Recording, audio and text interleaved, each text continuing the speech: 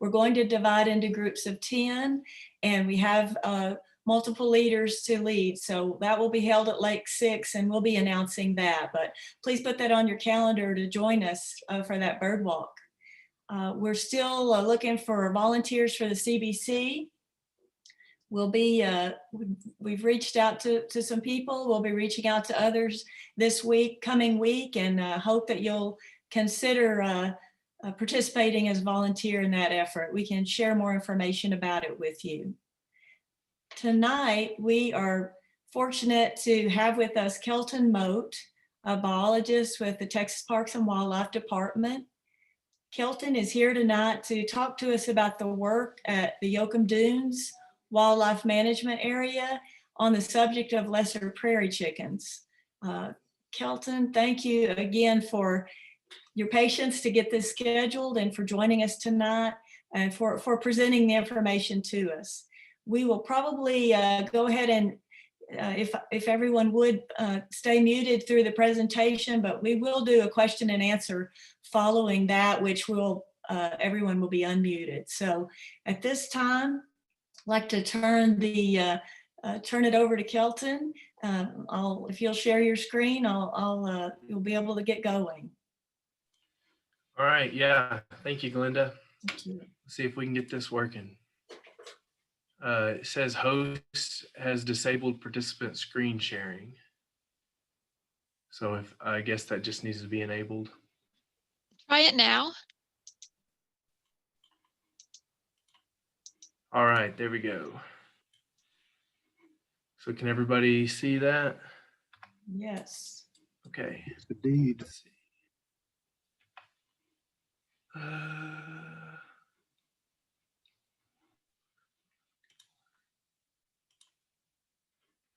Okay, yeah, so as Glenda said, my name is Kelton Mote. I am the wildlife biologist out here at Yoakum Dunes.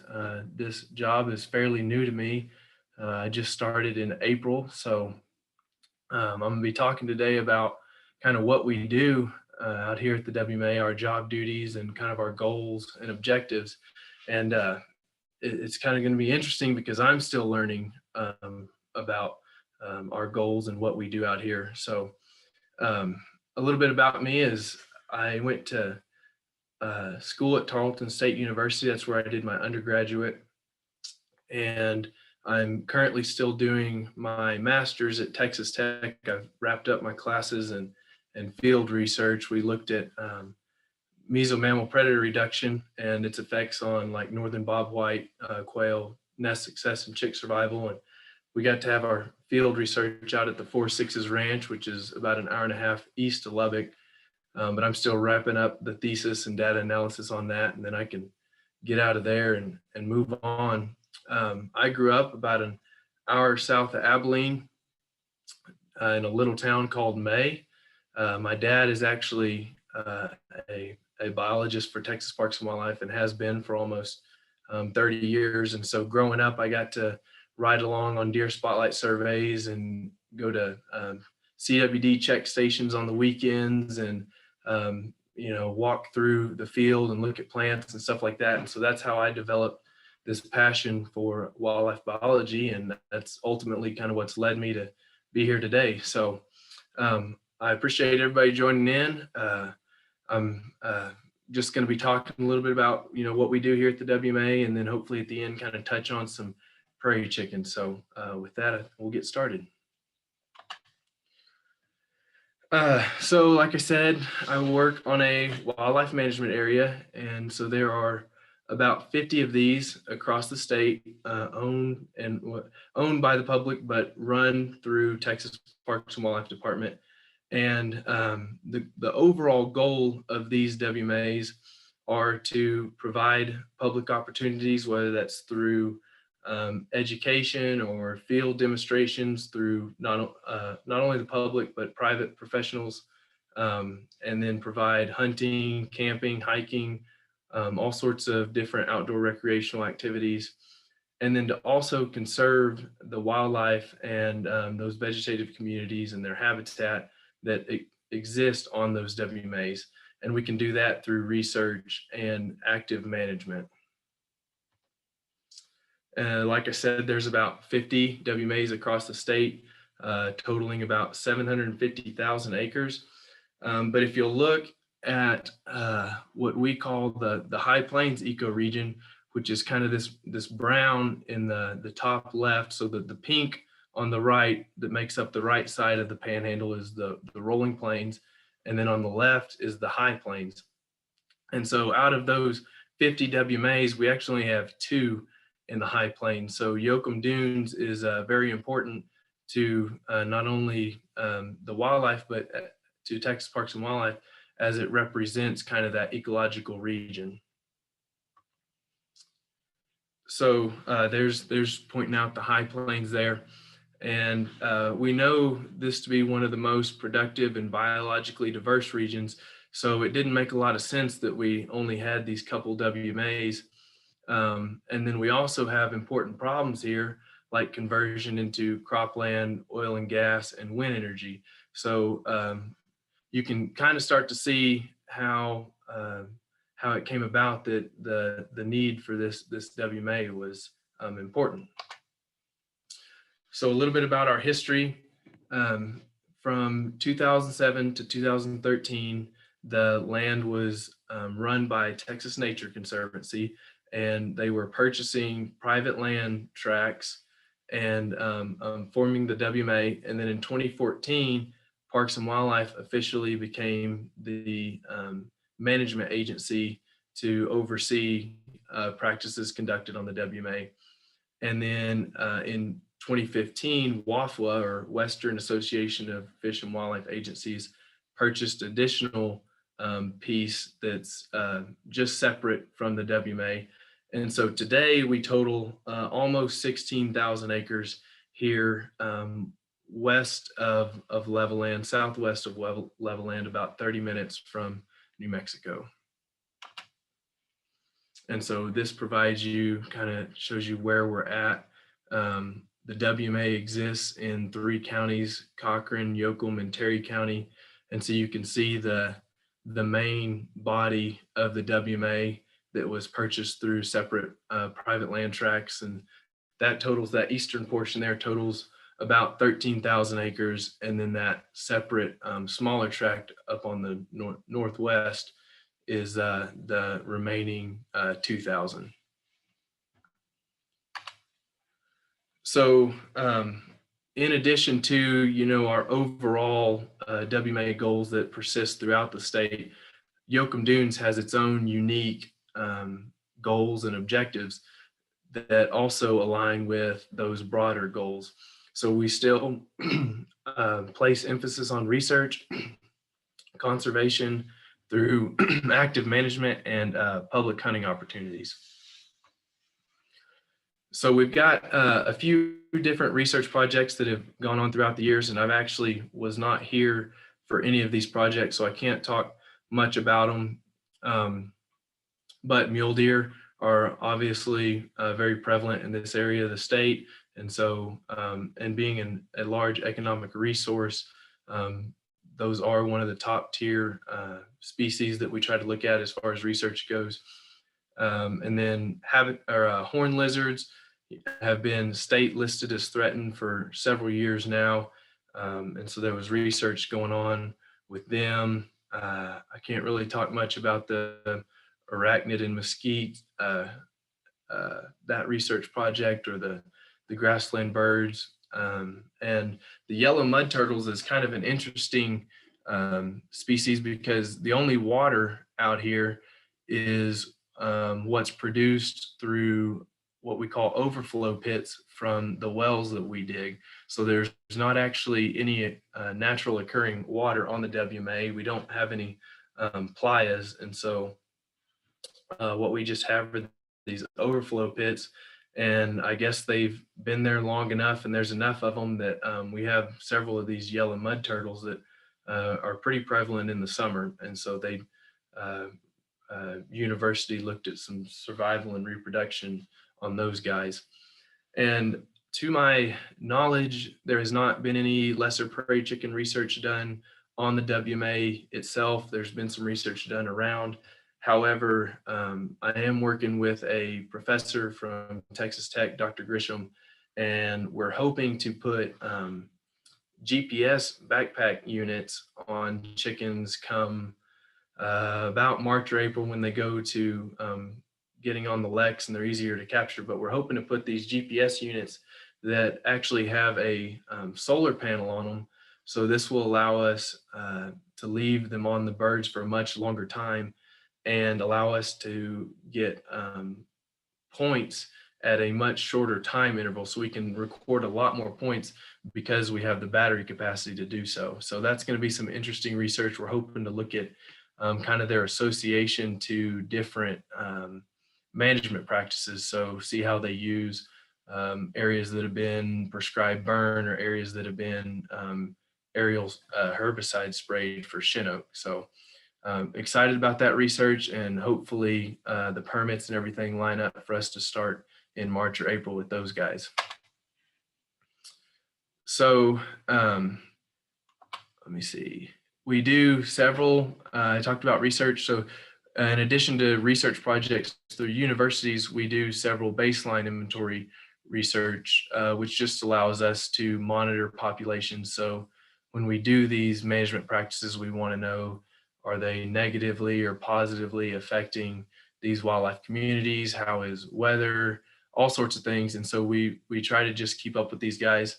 And so we do several different baseline inventory monitoring throughout the year. And so we start in April with our Lex surveys. And I've got a video here of a prairie chicken booming. Let me see if it'll play. Yeah.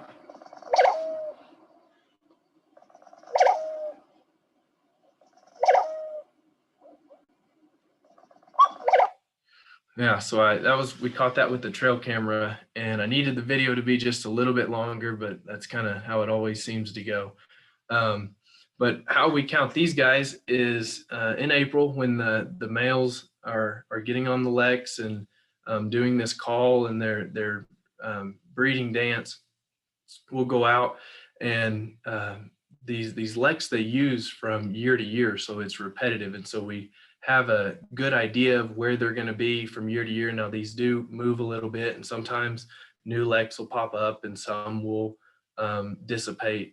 So it does change a little bit, but lots of times we can go out to these known Lex and we'll take binoculars and try to count males and females. And we think we can get a pretty accurate count on just about every bird on the WMA. Of course, this isn't exactly accurate, but we can get a pretty good count through this method. We do spring whistle counts with bob whites.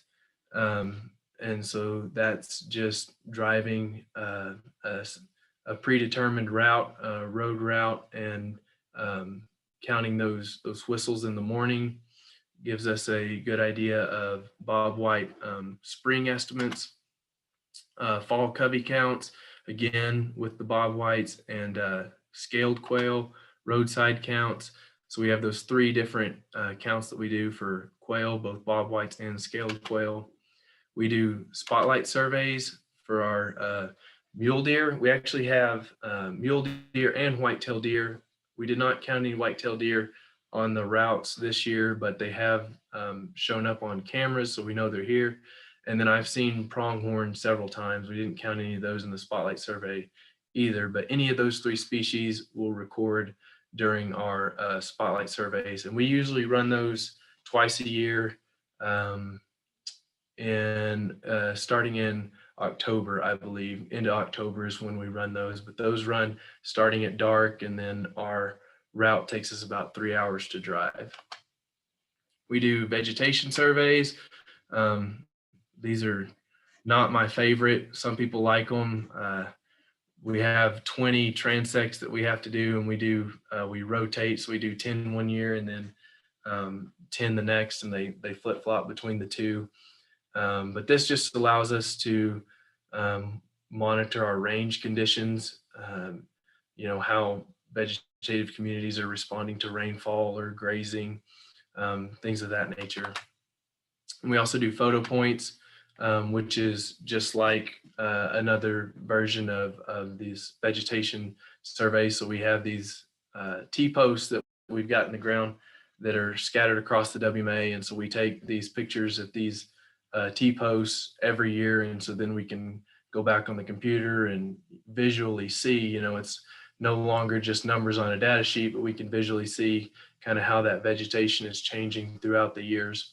And we do pitfall trapping for herps.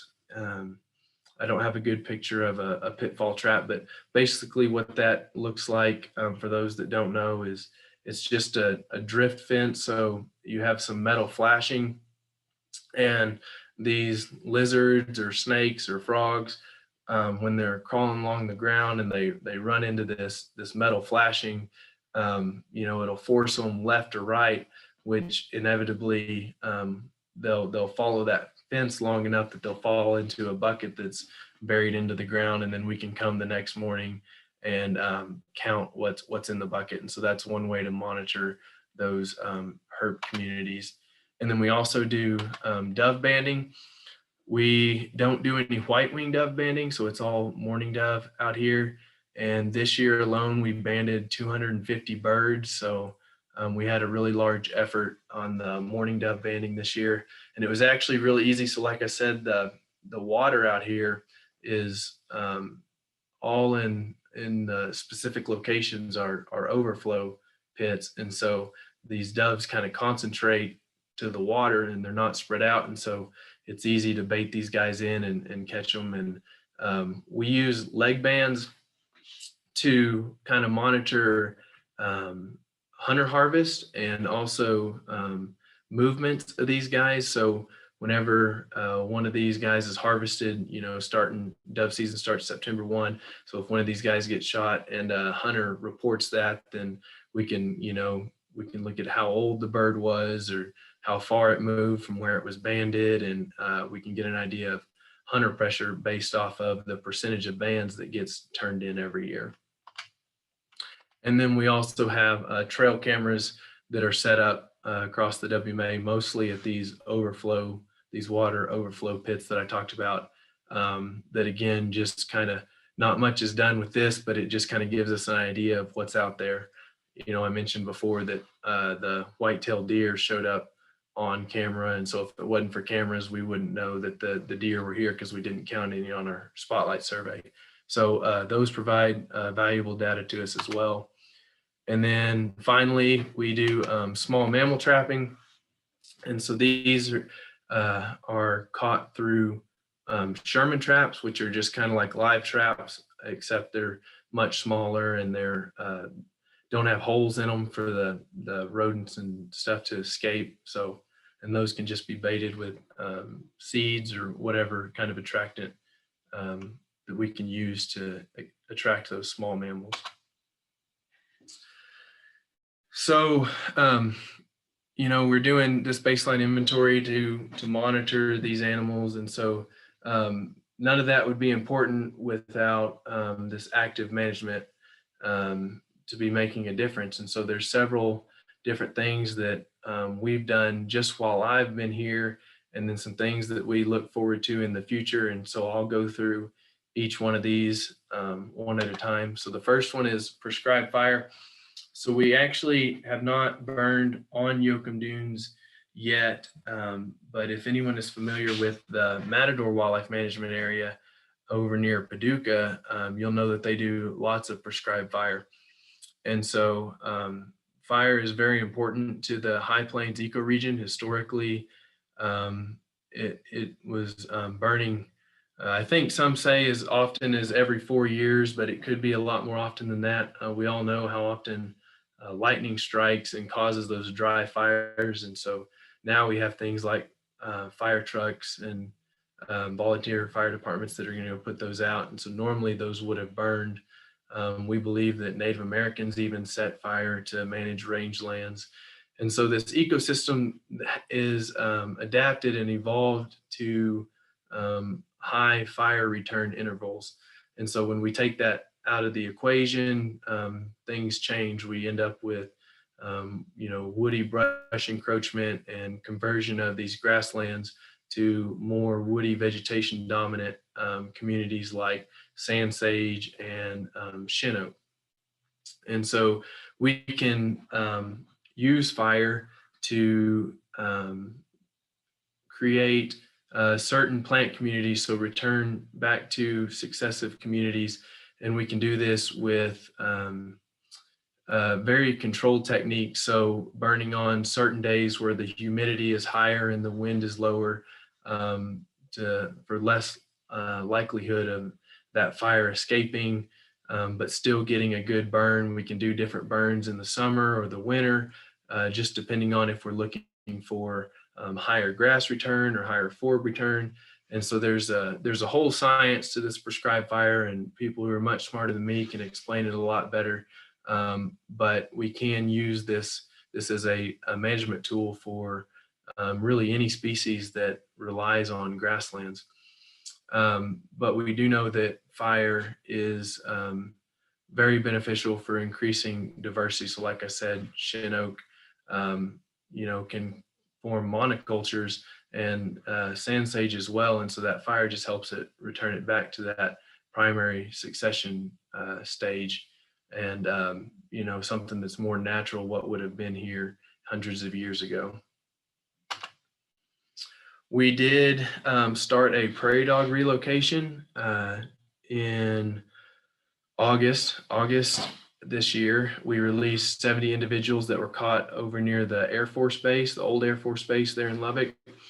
And then at the end of August, that population was augmented with another 40 individuals.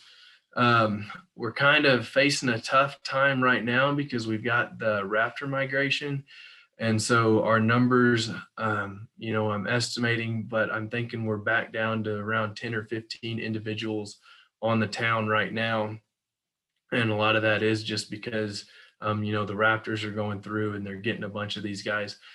But luckily, there's no shortage of prairie dogs in Lubbock. And so it may take a couple of times, and we knew that going into this, that it may take a couple of times of releasing these guys in this area to get a colony established. What's kind of unique about this is the first release you do is what we call a soft release. And so we dig these holes with the auger on the back of a tractor and release these guys into the hole. So we're not just dumping them out there and allowing them to run off or something to predate them. But the way they get out of that hole, there's a cage on top, so they can't climb out. But what they've got to do is dig out. And so once they dig out, then they're also more likely to stay at this site because they've got that burrow that they just created themselves. And so every release that we do provides more burrows for the release that happens after that release. So it just takes time, releasing individuals, them digging burrows, releasing more individuals, and providing that habitat for prairie dogs. And so this hasn't always been the most popular practice with ranchers and neighbors. We haven't had any problems, but a lot of times these guys are looked at as pests, and for one of the wives' tales that goes around is that cattle will step in the hole and break their leg. And while I'm not going to say that never happens, the likelihood of a cow stepping in one of these holes and breaking a leg is extremely low. What would I'd be more able to agree with is, if you were pushing cows with a horse or something and running a horse through one of these towns, then sure, I could see, a horse stepping in a hole as it's running through a town, but it's not very likely that a cow is going to do something like that. But we are mindful of, wildlife and human dimensions and issues that can arise there. But our number one goal is wildlife conservation. And so, prairie dogs historically have lost, we estimate 99 to 98% of their range. And so they're down to about 1% of their range from what they were. before European settlers. And not only that, we know that about 120 different species can utilize these prairie dog towns for food and shelter, use their burrows for shelter. What was cool about this town is exactly 7 days, 1 week after we released these guys for the first time, we had our first burrowing owl show up on the town. And within the next couple of weeks, we had 3 burrowing owls. So they've actually migrated out since then. But we think if we can get this town established, then that'll provide great habitat for burrowing owls as well. So again, you know, the decline in prairie dogs is reason enough for us to try to want to conserve this species. But also the benefit that these guys provide to many other wildlife species makes it very you know, enticing for us to conserve this species. Yeah, 3 owls. So I've got some pictures here. Oh, I guess that was it. So deer hunting, you know, the gun is one of Aldo Leopold's 5 tools of wildlife management. And this is also a great way for us to provide public opportunity on the WMA. Deer hunting is one of the largest economic drivers as far as hunting goes. We do, Parks and Wildlife does what's called a big time Texas hunt. And so we provide 9 different hunts across the 50 WMAs that we have. Anywhere, the one we do at Yoakum Dunes is a mule deer hunt, but then I think at the Matadors, they do the whitetail hunt. Down on the coast, there's a gator hunt. So there's all sorts of different hunts across the state. And from those 9, from just entries, because that's a drawn hunt, entries on those 9 hunts, we raised $1.2 million this year. So these hunts provide a large dollar benefit to us to, you know, contribute back to conserving habitat and actively managing wildlife species across the state. And so there's both of these deer were harvested here at Yoakum Dunes. I'm not sure the years, but it's sometime between 2014 and now. This is the biggest one. I think this one scored somewhere around 230 inches. This one, I think at the time was like the 2nd or 3rd biggest harvested deer in the state. I think since then it's kind of gone lower on the list, but Yoakum Dunes is known for growing some really big deer. Again, another tool of Aldo Leopold's 5 management tool is grazing. So we know historically that bison would have roamed the plains and filled that niche for grazing. But now that bison are gone, we need cattle to supplement that niche. And so we have to be careful, especially in this ecoregion, not to overstock and overgraze, which can tend to be a problem with a lot of small ranches around the area. And so we do a very conservative stocking rate, looking at just 1 animal unit per 100 acres. So with 15,000 acres, we run about 150 cows or so, cow calves. And that hadn't been going on very long. We started in November of 19. And in addition to a low stocking rate, we also use what's called rotational grazing. And so these cows don't stay in the same pasture. We've got the WMA is broken up into multiple pastures. And we try to imitate kind of what bison would have historically done with this high intensity, short duration. So we know, you know, herds of bison would have been in one area, and those large numbers would have grazed at a high intensity, but only for a short period of time they would have moved on. And so as close, you know, anytime we can get as close to historical regimes, that's what we aim for. So chemical brush control, you know, so another tool that Aldo Leopold lines out is the axe. Well, axe isn't necessarily beneficial to us, but kind of along that vein is herbicide treatment of shin oak, mesquite, and sand sage. And so I mentioned that the WMA is a little over 15,000 acres. And so of that 15,000 acres since 2014, we've, herbicide sprayed almost 10,000 acres, whether it's mesquite, chinook, and sand sage. And we're spraying more. We have it in our budget to continue spraying mesquite and chinook as the need arises. And so what's important to note here is our goal here isn't to completely eradicate chinook. Mesquite, we are trying, which if we could, we would get rid of this mesquite, but its regrowth rate and potential is too great for us to completely knock out. And so a lot of times what we're doing is that taller mesquite, we're spraying and knocking it down, and then hopefully with prescribed fire, we can kind of keep it under control, even though we know fire doesn't kill it, but at least it'll keep it kind of at this shorter growth stage. But chinook, we are intentionally leaving chinook. So we're applying this tebutheron, which is the chemical we use. We apply it at a rate that only knocks out a portion of the chinook.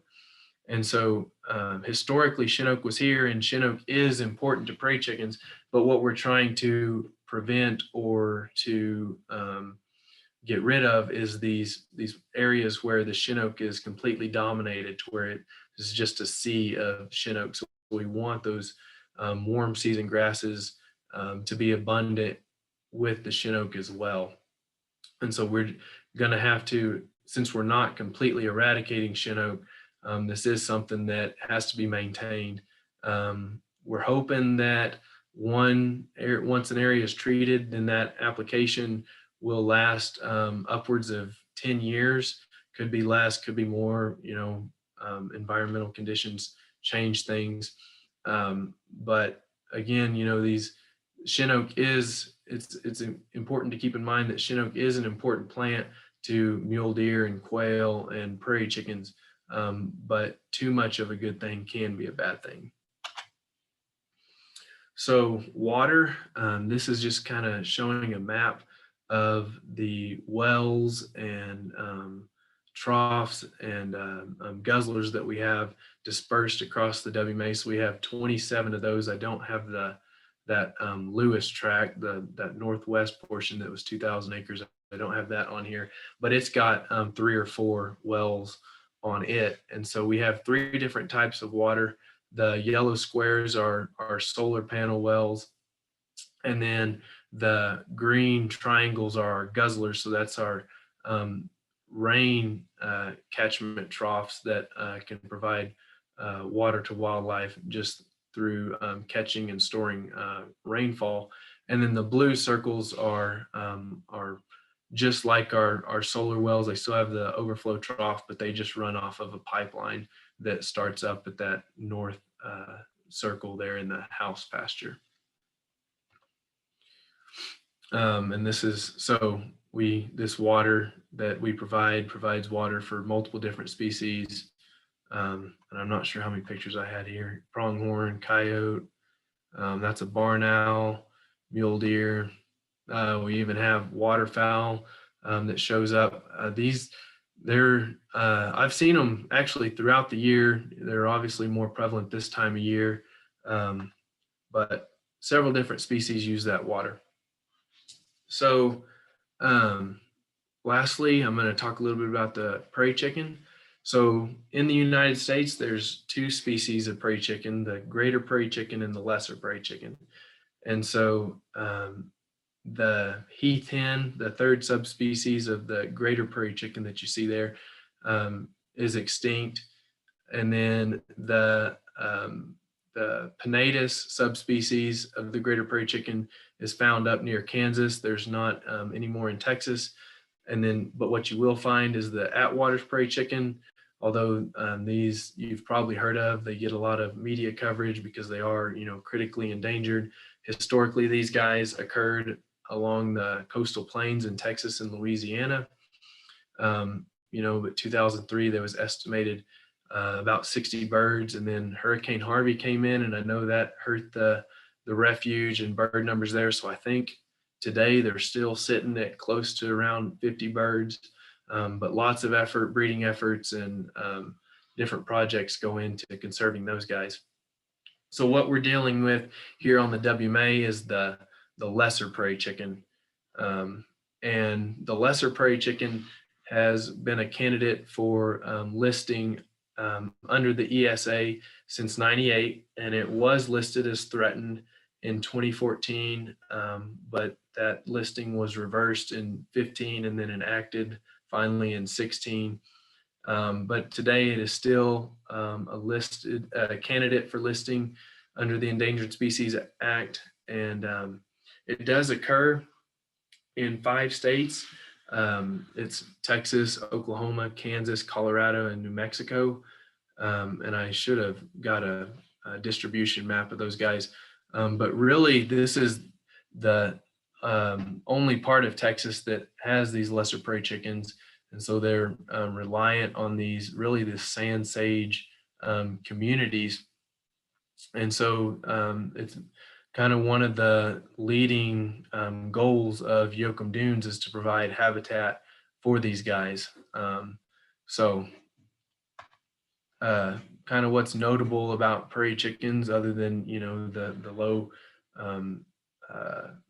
population numbers, if anybody hasn't gotten to see, I would highly recommend, you know, trying to find somewhere that would allow you to watch these guys, or, you know, go home and watch YouTube or something. But their breeding strategy is remarkable. These leks can house as many as 30 to 40 males at a time. We haven't seen any that size at the WMA anytime recently, but the sheer volume that can come out of these leks is pretty amazing. But they do perform this their breeding dance on these leks, what we call booming, from March to May. And just like any other galliform, like quail, they rely on a high reproductive output. So just about everything likes to eat chicken or quail. And so they, you know, can have clutch sizes up to 15 eggs. And so they're really reliant on precipitation. And so precipitation drives those vegetative communities, which in turn provides cover for both nests and adults. And so a really cool strategy by these guys. So with that, I will take any questions.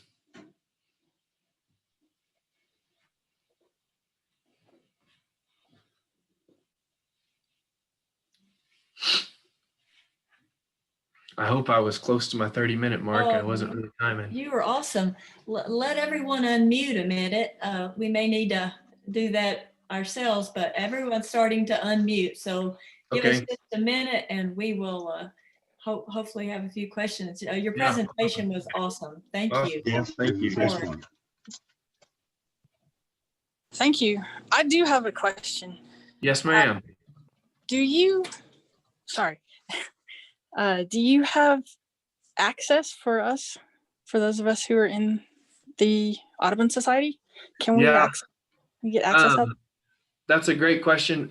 So Yoakum Dunes isn't actually open to the general public just because, you know, it's so sandy out here that if we were to open up to the public, our full-time job would be pulling people out of sand kind of thing.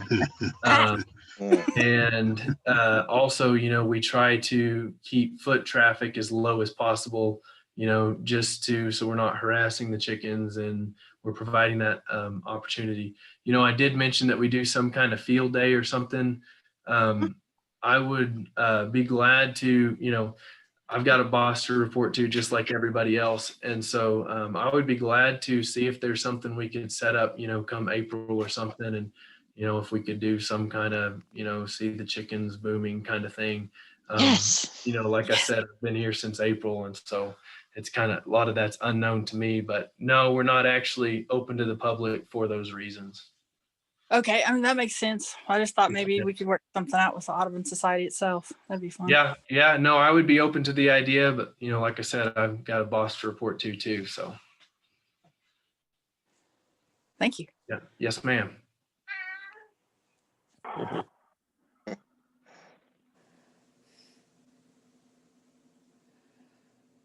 Kelton, this is Glenda. Do you have any estimate on the population size at this time of the lesser prairie chicken? Yeah, as far as in Texas goes, I don't remember the numbers. I can tell you from last year we were about the same or even down a little, which is really hopeful since we've had well, and that estimate comes from April, May when we did those counts, and so numbers are probably lower or maybe worse off now, but. I think we were pretty hopeful because they were pretty similar to what they were last year, which doesn't sound hopeful, but it is because weather conditions have been so poor. I think here at this WMA we've received like 8 inches of rain since January, and so we counted 100 birds on Lex last year, which is about what we counted the year before, and so we're kind of in a flat line right now, and that's just to be expected when you're receiving as little rain as we have. I think across the entire state, like I said, I think it was pretty similar to what it was last year or even down a little bit. I mentioned that in 14 they were listed as under the ESA as threatened, and then in 15 and 16 they were delisted. I don't know for sure, but my speculation is that part of that was because after 15 we actually saw like a 20% increase in the population in the high plains, and so in 14 when the ESA was enacted, we started a range-wide, I can't remember what they call it, but like a lesser prairie chicken initiative kind of thing. And after that was enacted, we saw that huge jump. And I imagine that, as counterintuitive as it is, I imagine that jump, people up in government saw, oh, they're bouncing back, they don't need to be listed kind of thing. And so maybe that was part of their delisting. But I think we're hopeful on how numbers are going right now. It's hard, habitat is the big driver for just about everything. And so when you look around you and see everything's being converted to, cropland and things like that, it's difficult. But no, I'm not real sure what their population estimates are at this time. It's exciting to hear about the burrowing owls, though. Yes, ma'am. Yeah, I was excited too. Yeah. I know you don't need any help finding prairie dogs, but if you do, we'll help. Okay, yeah. No, I don't know if you've heard of Linda is her name there in Lubbock. I don't know if y'all Yes, know I her. do.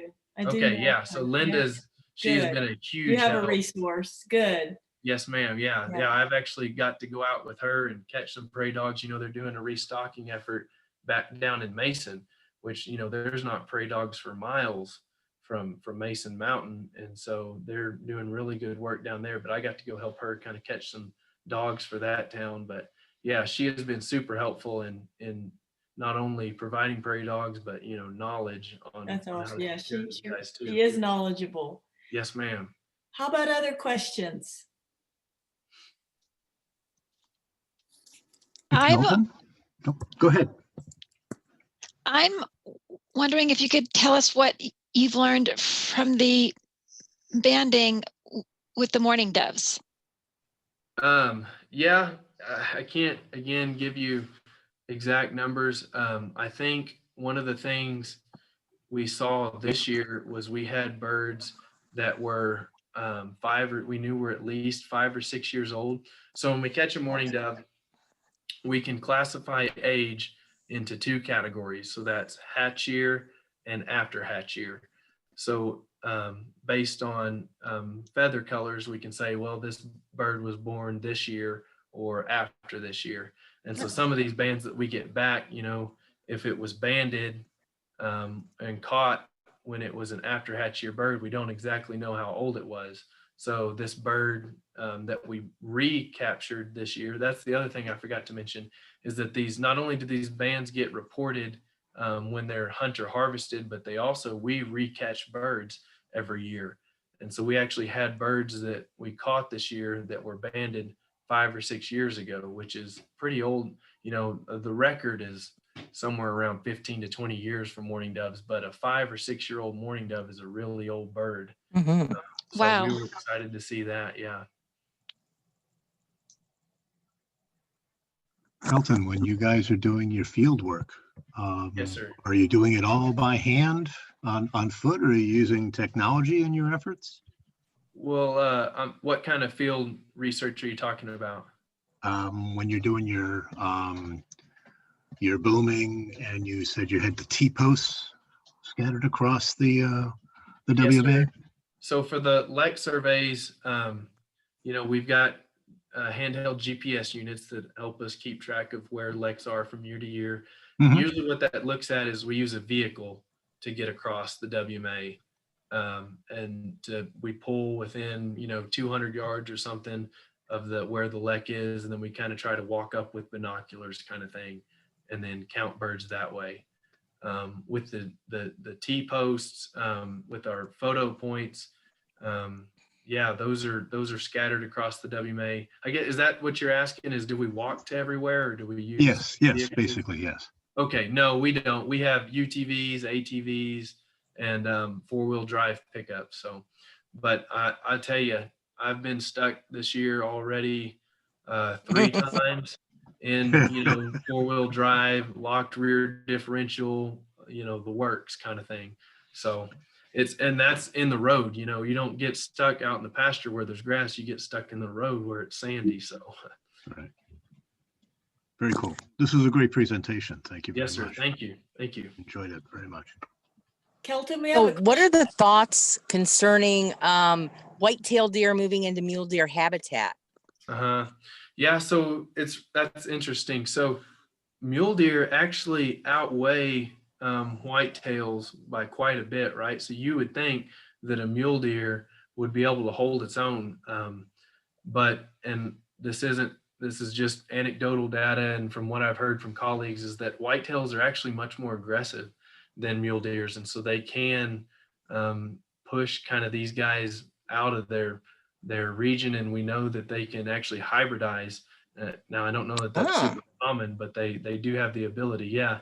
So if you know anything about mule deer and white-tailed deer, mule deer, as they run, they actually kind of hop, right? And white-tail is more of a run. And so I've heard that these hybrids are really funny to watch because they don't know whether to hop or run. They look pretty clumsy getting away. So, you know, whitetails historically only inhabited riparian areas, you know, these heavily wooded areas. And so I don't know how accurate it is to say that it's not historic for them to be here. I assume it's pretty accurate. There isn't really a push to prevent them from kind of moving into these areas where mule deer occur. But you know, it could definitely be a concern, you know, moving forward. We don't want to, you know, just have whitetails. These mule deers are an important resource as well. Right. Okay. Yeah. But you know, no research or efforts that I know going on at this time to, you know, stop something like that. I don't know that it's quite the problem right now.